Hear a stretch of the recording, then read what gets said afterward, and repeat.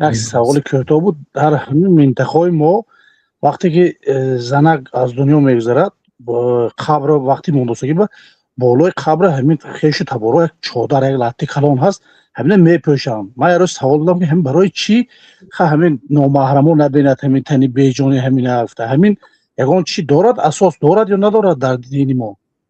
بله اساس دارد. در جای ما هم همین خیلی است.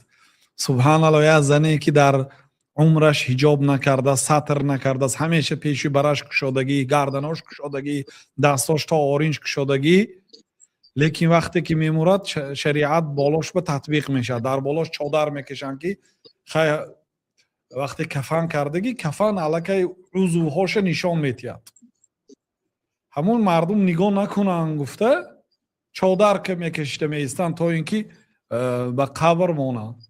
بله درست است که عورتش باید حفظ کنن تا اینکه چشم بیگانه ها نافته، چون که اگرچه مثلا بدن دیده نمیشد لیکن شکل معلوم است. پیامبر صلی الله علیه و سلم گفتن که کاسیاتون عاریات.